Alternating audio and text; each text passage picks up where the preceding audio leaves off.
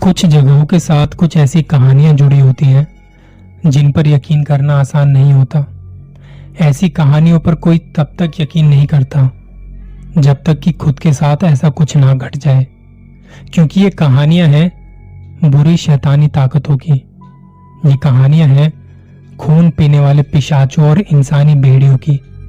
ये कहानियां हैं भूतों की। कहते हैं कि एक इंसान की पूरी जिंदगी का जो सफर है वो एक ही जगह पर आकर रुकता है, शमशान घाट, कब्रिस्तान। माना जाता है कि किसी का अगर अंतिम संस्कार ना किया जाए तो उसकी आत्मा को मुक्ति नहीं मिलती। बहुत सारी बातें मानी जाती हैं जो हमारे पूर्वज कहते आ रहे हैं कि जब किसी का अंतिम संस्कार होता है तो लकड़ियां रखने के बाद वहां पीछे मुड़ के नहीं देखना होता। अगर जो ऐसा नहीं करता तो उस वक्त वहां जो अदृश्य शक्तियां होती हैं, आत्माएं होती हैं, भूत होते हैं, वो आपके पीछे पड़ जाते हैं और फिर उस इंसान को, या कहूं तो उस इंसान की आत्मा को, उसके शरीर से निकालकर अपने साथ ले जाती हैं। सूरज, एक नौजवान लड़का जो अपने किसी रिश्तेदार का अंतिम संस्कार करके घर वापस लौट रहा था, और सूरज कभी ऐसी बातों को नहीं मानता था। सूरज को उस वक्त ना जाने क्या हुआ, उसका मन किया, उससे रहा नहीं गया पीछे देखे बिना। उसमें उत्सुकता थी वो जानने की कि पीछे क्या है, आखिर क्या हो सकता है ऐसा करने पर। आप जब ये पूरी कहानी सुनेंगे तो आपको अंदाजा जरूर हो जाएगा और फिर कभी ऐसा करने के बारे में सोचेंगे तक नहीं। सूरज, जिसकी उम्र 16 साल की थी, वो अपने गांव छुट्टियां मनाने के लिए गया हुआ था। सूरज जो था वो हमेशा से शहर में रहा था। उसे गांव के रहन सहन और भाषा का जरा भी अंदाजा नहीं था, और इस गांव में आना उसका लगभग 7 सालों बाद हुआ था। सोचा था कि पूरे 1 महीने रहकर जाएगा। अपनी पूरी तैयारी के साथ आया था। थोड़े टाइम पहले तो उसकी 10वीं के एग्जाम खत्म हुए थे, और जैसा कि एग्जाम के बाद लंबी छुट्टियां मिलती हैं और 10वीं के बाद तो थोड़ी ज्यादा ही मिलती हैं। सूरज के गांव का नाम ठीक से तो याद नहीं, पर कोई पहाड़ी गांव था उसका। ज्यादातर समय उसका घर से बाहर ही बीतता था, खेल कूद में लगा रहता था। कुछ दिन यूं ही मस्ती मजाक में बीत गए, पता भी नहीं चला। एक दिन उसके मोहल्ले के एक बुजुर्ग व्यक्ति, जिनकी उम्र लगभग 75 के आसपास थी, किसी कारणवश उनका निधन हो गया। गांव में जो मोहल्ले होते हैं ना, वहां पे जो कनेक्शन होता है, या कह लो कि बॉन्डिंग बहुत अच्छी होती है शहरों के मुकाबले। तो जब उन बुजुर्ग व्यक्ति का निधन हुआ, उसके बाद उनके अंतिम संस्कार की विधि शुरू हुई और शमशान ले जाने की तैयारी शुरू हुई। सूरज को शुरू से ही भूतों की कहानी में बड़ी दिलचस्पी थी, लेकिन उसे विश्वास बिल्कुल भी नहीं था। जब कभी कोई उसे ऐसी कहानी सुनाया करता तो वो इन सब बातों को फालतू बातें या बकवास कह के मजाक बनाया करता था। सूरज ने बहुत से लोगों से सुना था और कुछ इंटरनेट पर भी पढ़ा था कि शमशान में भूत और आत्माएं होती हैं, और उसे कभी किसी की अंतिम यात्रा में जाने का अनुभव भी नहीं था। और वैसे भी वो छोटा बच्चा था तो उसका वहां क्या काम। लेकिन इस बार वो जिद करने लगा और उसे वहां पर जाके ये प्रक्रिया देखने की उत्सुकता थी। हालांकि इसमें उत्सुकता जैसी तो कोई बात थी नहीं, लेकिन वो शायद इस बात को लेकर बड़ा एक्साइटेड तो था। अब जब अंतिम संस्कार की विधि के लिए जैसे ही ट्रक में उस शव को रखा गया तो सूरज भी उस ट्रक में चढ़ गया। वैसे तो वहां और भी लोग थे, पर उस भीड़ में वो भी चढ़ गया। अब ट्रक चलने लगा और सूरज की नजर बार बार उस शव पर जा रही थी। सूरज के दादाजी भी उसी ट्रक में थे, तो उन्होंने उसे देखा और कई बार इस बात को लेकर टोका भी। कहा कि बेटा, कभी भी ऐसी चीजों को या ऐसी जगहों को ज्यादा बार बार घूर के नहीं देखना चाहिए। लेकिन सूरज कहाँ किसी की सुनता, उसके दिमाग में शायद कुछ और ही था। खैर, शमशान पहुंचने के बाद शव को उस ट्रक से उतारा गया। थोड़ी देर में अंतिम संस्कार की विधि शुरू हो गई, और पूरी विधि के समापन हो जाने के बाद सभी को कहा गया कि इसके बाद कोई भी पीछे मुड़ के नहीं देखेगा और ना ही इस शख्स का नाम लेगा जिनकी मृत्यु हुई है। इसके बाद सबको लकड़ियां दी गई और उन सब लकड़ियों को पीछे फेंककर सारे लोग आगे बढ़ गए। सूरज का मन बार बार ये चाह रहा था कि वो बस एक बार जरूर पीछे देखे, पीछे मुड़ के देख लूं बस। लेकिन शायद अगर वो ऐसा करता तो उसे सबकी डांट खानी पड़ती। इस वजह से वो बाकी सबसे थोड़ा धीरे धीरे चलने लगा और मौका मिलते ही उसने एक बार पलट के देखा और तब वहां उसे जो दिखा कि उस शव के आसपास कोई 3 या 4 परछाई उस शव के पास घेरा सा बना रही थी। सूरज ने जब उन्हें देखा तो उन परछाइयों की नजर सूरज पर पड़ गई। ये देखकर सूरज की हालत खराब हो चुकी थी, उसकी धड़कनें बढ़ चुकी थी।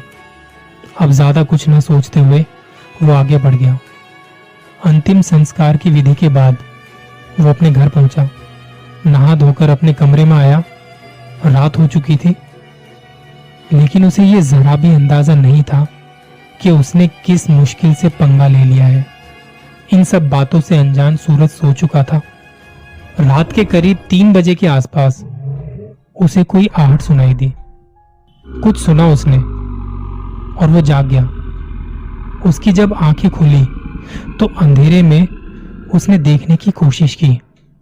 देखा तो सामने की दीवार पर कोई छिपकली की तरह चिपका हुआ है और वो देखते ही सूरज की सांसें फूलने लगी। उसने अपनी आंखें बंद की, अपने चेहरे को ढक लिया।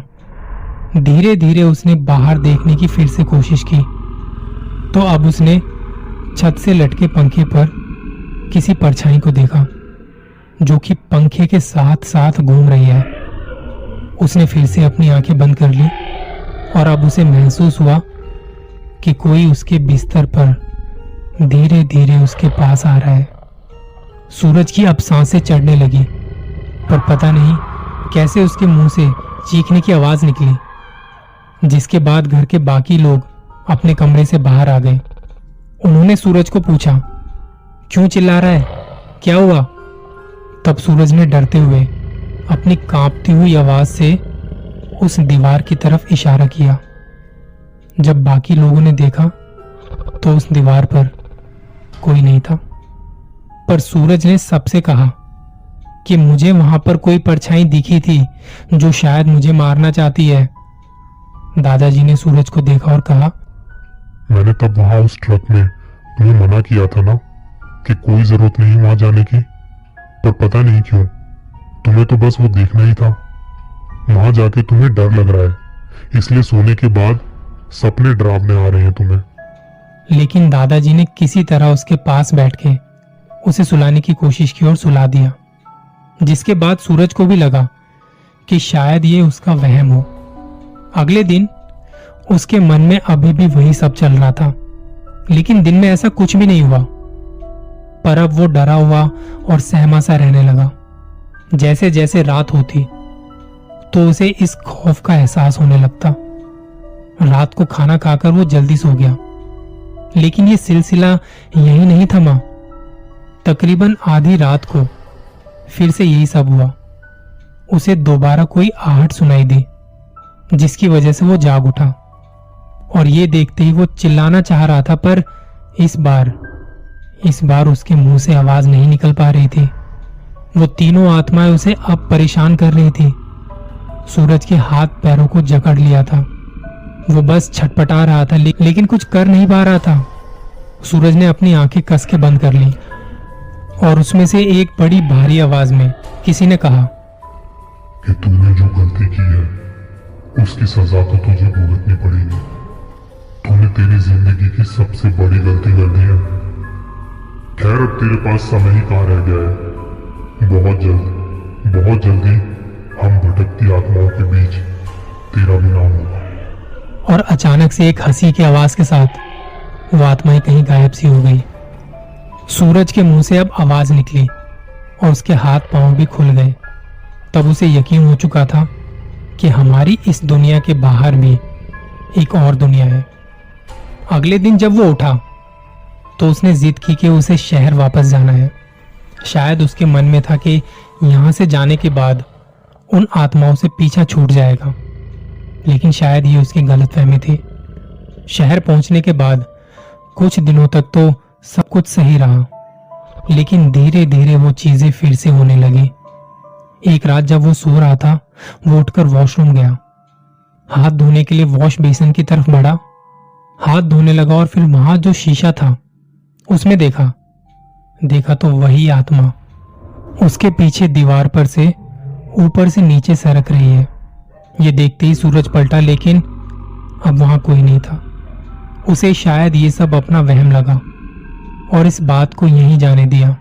और जैसे ही हाथ धोने वापस पलटा तो इस बार उसके पीछे तीनों एक साथ किसी पुतले की तरह वहां चिपके पड़े थे। इसे देखने के बाद उसकी दोबारा हिम्मत नहीं हुई कि वो वहां पीछे पलट कर देखे। वो जल्दी से अपने कमरे में गया और कंबल मुंह पर ओढ़कर चुपचाप से सोने की कोशिश करने लगा। नींद तो अब उसकी उड़ चुकी थी। थोड़ी देर में उसे महसूस हुआ कि जैसे कोई उसका बेड हिला रहा है। एक तो पहले से ही इतना डरा हुआ था और अब ये सब होता देख और भी ज्यादा डर गया। फिर भी उसने हिम्मत करके डरते डरते बेड के नीचे की तरफ झांकते हुए देखा तो उसकी आंखें फटी की फटी रह गई। वहां एक परछाई थी जो बेड को जोर जोर से हिला रही थी। सूरज को पता नहीं चला, लेकिन थोड़ी देर में उसकी आंखें बंद सी हो गई। अगले दिन जब माँ पापा उसे उठाने के लिए उसके कमरे में आए तो सूरज उन्हें बेड पर नहीं, बेड के नीचे लेटा हुआ मिला। सूरज को कुछ भी याद नहीं था, इस बारे में उसे कुछ भी नहीं पता। लेकिन इसके बाद दिन पर दिन उसकी हरकतों में काफी बदलाव आ रहे थे। वो अब बड़ी अजीब अजीब आवाजें निकालने लगा था। आधी रात को वो कुछ इस तरीके से चिल्लाया करता कि जैसे किसी ने उसकी हड्डी तोड़ मरोड़ दी हो। और धीरे धीरे अब ये हर रात की बात हो गई थी। हालांकि दिन में सब कुछ ठीक ठाक रहता, लेकिन शाम ढलते ही उसके अंदर बदलाव आ जाते। माँ बाप को कुछ ठीक से समझ नहीं आ रहा था कि क्या हुआ है सूरज को। और एक रात चुपके से दोनों उसके कमरे में चुपचाप पहुंचे। वहां पहुंच के जो देखा वो देखकर उनकी रूह कांप उठी। वहां सूरज कुछ अजीब सी आवाजों में बात कर रहा था। उसके शरीर का पूरा आकार बदल चुका था, चेहरा सड़ चुका था, गंदे से दांत और एक बहुत डरावनी सी हंसी। कभी वो दर्द से तड़पता तो कभी अजीब सी हंसी हंसता। सूरज ने अपने माँ बाप को देखते हुए कहा कि ये लोग मुझे ले जाने आए हैं। आने वाली अमावस्या की रात को ये मुझे ले जाएंगे। मेरे पास बस तब तक का समय है, आप मुझे बचा नहीं पाएंगे। माँ बाप अपने बच्चे की इस हालत को देखकर रोने लगे। सूरज के पिताजी को याद आया ये गांव से आने के बाद ही ऐसा हुआ है, यानी कि इसका कनेक्शन गांव से ही है। कहीं ना कहीं गांव में ही कुछ ऐसा हुआ है जिसकी वजह से आज उसकी ऐसी हालत है। जैसे तैसे रात निकली। अगले दिन जब सूरज नॉर्मल था, क्योंकि वो दिन में नॉर्मल सा रहता था, तब माँ पापा ने पूछा कि तूने गांव में जाकर कुछ खाया था या कहीं गया था, किसी का मजाक बनाया था या कुछ ऐसा जो तुझे करना नहीं चाहिए था। सूरज थोड़ी देर बिल्कुल चुप रहा, लेकिन जब उसने दिमाग पे और ज्यादा जोर डाला तो उसे याद आया और ज्यादा देरी ना करते हुए सब कुछ सच बता दिया। जिसके बाद माँ बाप ने यह तय किया कि इसे इन बुरी ताकतों से छुटकारा सिर्फ गांव में ही मिल सकता है। दोनों ने सोचा कि अब गांव निकलना चाहिए, लेकिन इसे वहां लेके नहीं जा सकते, क्योंकि सफर में उसे कुछ हुआ तो जान पर बनाएगी। एक रात माँ पापा ने जाने से पहले जब सूरज सो रहा था, तब उसे उसके बेड से बांध दिया था कि कहीं गलती से वो खुद को कोई नुकसान न पहुंचा दे।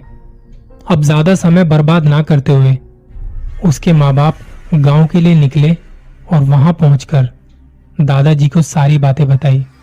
सारी बातें सुनकर दादाजी ने कहा, ये तो बड़ी खतरे वाली बात है बच्चे के लिए। एक काम करते हैं, एक आदमी है जिसे मैं जानता हूँ, यहाँ किसी को भी कोई दुख तकलीफ होती है तो सब उसी आदमी के पास जाते हैं। अब समय बर्बाद ना करते हुए उनके पास वो तीनों पहुंचे। जहां ये लोग गए थे, इनका नाम था गौरी शंकर। वो एक पंडित थे जो शमशान में पिंड दान वगैरह करते थे, वहां पर यज्ञ वगैरह भी करते थे। उन्हें जाकर बताया सूरज के बारे में, तो गौरी शंकर जी तभी उनके साथ चलने को तैयार हो गए। जब ये लोग घर पहुंचे तो वहां का माहौल डरावना और काफी उथल पुथल भरा था। सूरज अपने कमरे में नहीं था। बाहर आके दूसरे कमरे में देखा तो पंखे से उल्टा लटक रहा था। गौरी शंकर जी ने पहले तो उसे थोड़ी देर देखा और फिर गंगा जल उस पर छिड़का, तब जाके वो नीचे आया। पंडित जी ने कुछ मंत्र वगैरह के जाप किया, घर का शुद्धिकरण किया गया, जिसके बाद सूरज के अंदर जो आत्माएं थी वो अजीब तरह से तड़पने लगी। पंडित जी ने अपनी पूरी ताकत लगाई और पूरी ताकत लगा के सूरज के शरीर से उन आत्माओं को बाहर किया। मंत्र वगैरह पढ़ते पढ़ते उन्होंने उन आत्माओं को एक लोटे में कैद कर दिया और वो लोटा बंद कर दिया, उसे लाल कपड़े से ढक दिया। पंडित जी ने ये सब करने के बाद सूरज के माता पिता और सूरज से कहा, जिस तरह इंसानों का मान सम्मान होता है उसी तरह आत्माएं भी इसे महसूस करती हैं। इसलिए जब किसी शव का अंतिम संस्कार किया जाता है तो उसके साथ जो वहां आसपास और भी आत्माएं होती हैं वो उस शव की धुंध के जरिए मोक्ष तलाशती हैं। उस वक्त अगर किसी की नजर इन पर पड़ जाए तो उनका वो मकसद पूरा नहीं हो पाता। इसी वजह से सूरज से बदला लेने के लिए वो आत्माएं यहां तक आई थी।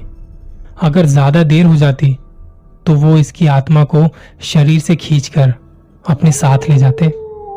सूरज ये सुनते सुनते बेहोश होकर गिर पड़ा, लेकिन कुछ समय बाद उसे होश आया। उसे अपने किए पर बहुत ज्यादा शर्मिंदगी महसूस हुई। तब गौरी शंकर जी ने उसे एक धागा बना कर दिया और कहा, इसे हमेशा अपने पास रखना। कहते हैं ना कि अंधविश्वास तब तक ही रहता है जब तक कि खुद के साथ ना घट जाए। इस कहानी से एक सीख मिलती है कि हमें हर चीज की इज्जत करनी चाहिए। कहने को तो भगवान भी हमें नहीं दिखाई देते, लेकिन फिर भी सबके घरों में मंदिर होते हैं जिस पर शायद सभी का विश्वास होता है। आप बताइए, आप कितना विश्वास करते हो उन चीजों पर? और हाँ, अपना ख्याल रखिएगा।